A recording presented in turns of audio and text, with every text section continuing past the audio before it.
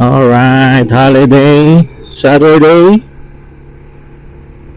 Project natin ngayon is change oil natin itong ADB.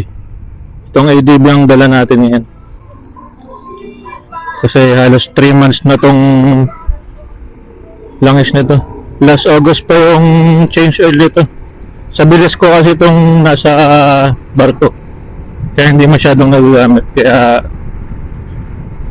gagamitin muna natin tapos change oil na rin natin. Ayusin ko lang to side mirror ko. Yan. ADB gaming muna tayo. Hanap muna tayo ng Honda ngayon. Bandang Muson may Honda doon, kaya doon ang punta natin. Tapos baka mamayang hapon tsaka natin change oil. Kasi mukhang uulan.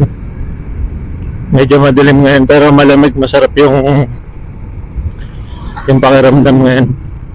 Kasi December na.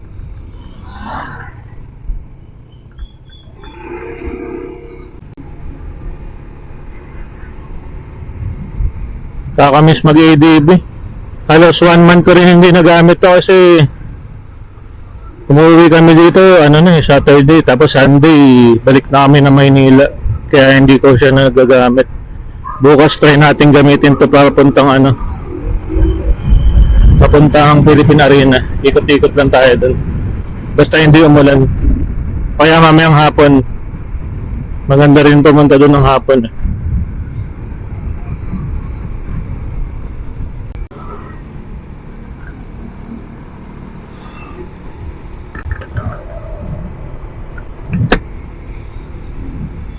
Sarap magbiyahe ngayon, sobra lamig.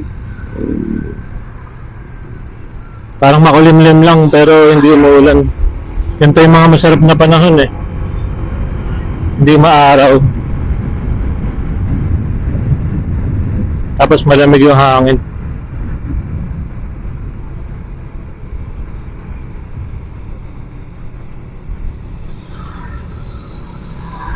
Sana mamaya hindi umulan para makapag-change oil tayo.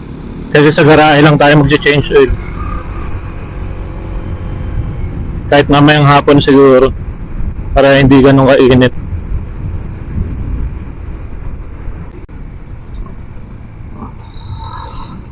Lapit na tayo sa Honda. Ayun, nasa may tapat ng perya. May Honda dyan. Ayun, maganda dito pag gabi. Malaki yung perya dito sa Pamuson eh. Nasaan bukas yung Honda. Mukha naman bukas, maraming tao. Pia. Dito na tayo. Bili lang tayo langis muna.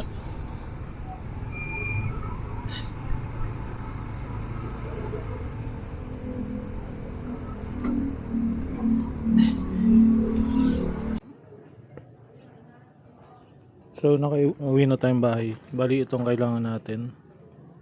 Bumili tayo kanina ng Honda na oil 10W30. Tapos yung 12mm na socket para sa drain plug. Siyempre panel pang salin ng oil. Tapos ito gagamitin natin mamaya pang ikot ng dipstick. Tsaka ito pang linis ng drain plug. Pero ito ADB natin. I-drain muna natin siya ngayon. Luluwagan ko muna yung dipstick. Yan natin basahan. Yan, niluwagan ko lang yan. Para mamaya madaling tanggalin. Tapos dito gagamitin natin 12mm. Dito sa ilalim, ito 17. Pero sa ilalim tayo magde-drain yan. Ito 12mm na socket, gamitin natin dito sa ilalim. Yan. Luwagan ko muna siya, wala akong panghawak na camera kaya kakat ko na lang muna. Nagde-drain na tayo. Mapula pa siya kasi mga lang to. Nasa 1,000 lang yung tinakbo. Mamaya magsasali naman tayo sa kabila naman sa may dipstick. Honda oil din tong ginamit natin.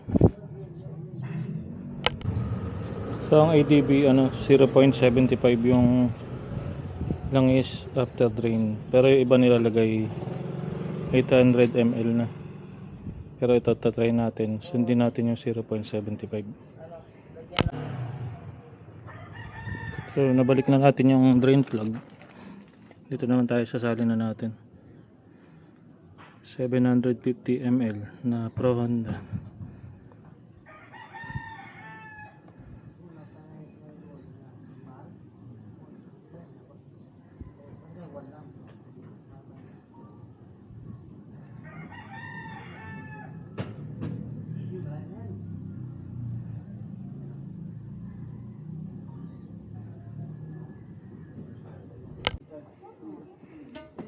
So start up muna natin para umikot lang yung makina.